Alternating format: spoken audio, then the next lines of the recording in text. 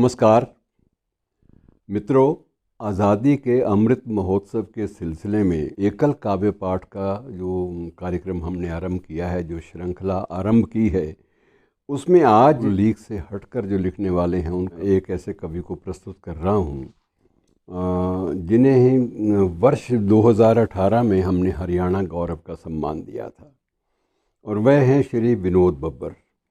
श्री विनोद बब्बर को इसलिए सम्मानित किया गया कि हरियाणा से बाहर रहकर भी अपनी माटी की, अपने जन्म स्थान की सूंधी गंध से जुड़े रहे और अपने प्रदेश की अस्मिता और प्रदेश की संवेदनशीलता को कविता के माध्यम से बयान करते रहे।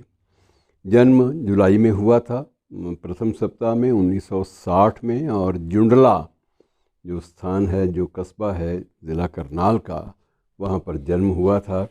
और शैक्षणिक योग्यता तो विद्वानों की अब पीएचडी से कम होती ही नहीं है, तो निश्चित रूप से जिन्होंने भी शोध कार्य था वो एक इनका महत्वपूर्ण माना जाता है। लगभग 20 कृतियाँ इनकी प्रकाशित हैं, जिनमें कविता भी है, यात्रा संस्मरण जो हैं वो भी अलग से हैं, और कविता के अलावा कथा कहानी में भी, निबंध लेखन में भी इनका विशेष योगदान रहा है।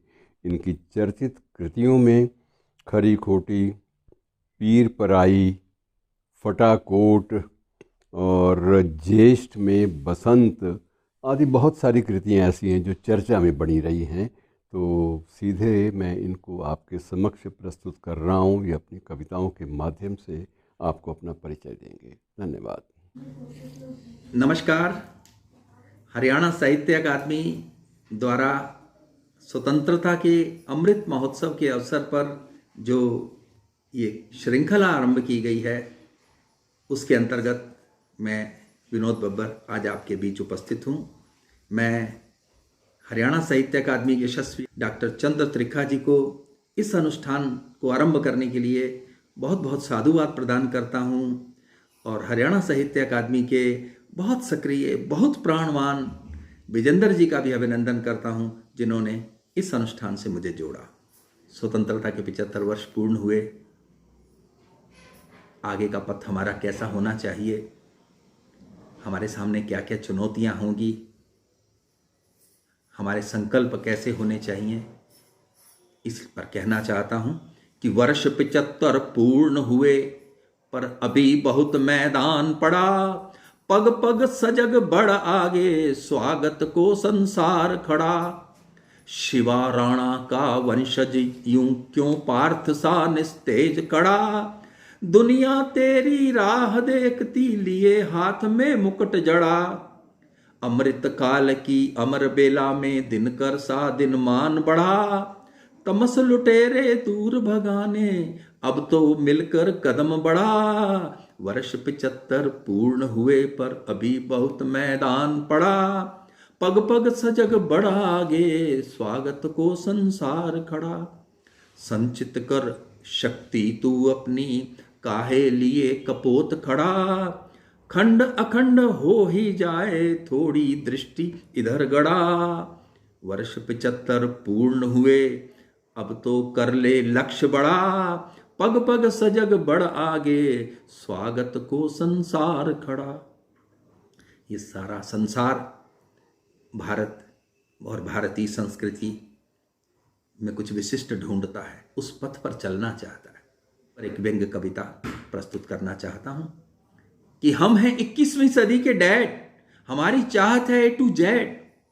हम अपने बेटे को मॉडर्न बना रहे हैं, उसे नए जमाने का दस्तूर सिखा रहे हैं, इसलिए अंग्रेजी को पुचकारते हैं, भारतीय भाषाओं को दुत्कारते हैं, चरण स्पर्श पर खार खाते हैं, पर हाय डैड पर मुस्काते हैं।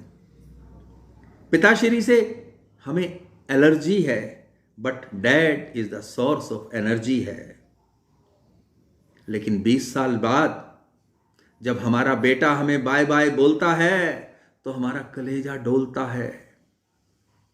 हम अब उसे पितृ सेवा सिखाना चाहते हैं, लेकिन बेटा और बहू हमें ओल्ड होम पहुंचाना चाहते हैं। आज हम अपनी करनी पर पछता रहे हैं, खुद नहीं समझे पर आपको समझा रहे हैं।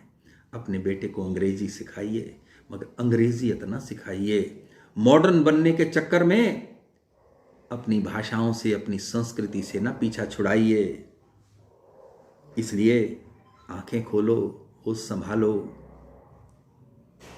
सब कुछ सीखो, पर फिर भी अपने आप को बचा लो। पर मुझे मालूम है आप भी कहाँ मानेंगे, स्वाद चखकर ही जानेंगे। जब सब कुछ हाथ से निकल जाएगा तो फिर आपको अपना नहीं, जमाने का दोष नजर आएगा, जमाने का दोष नजर आएगा। मैं एक अपने अनुभव से जुड़ी हुई एक कविता भी प्रस्तुत करना चाहूँगा। कुछ वर्ष पूर्व की बात है, मैं भारत के एक सुदूर प्रांत में था। बरसात का मौसम, वहाँ विद्युत सप्लाई भी बाधित थी। 3-4 दिन से लाइट नहीं आई। रात का समय, उस अंधेरी कोठरी में मैं बैठा हुआ, मेरे सामने एक दिया जल रहा था और दिए के सामने अचानक छिपकली आ गई।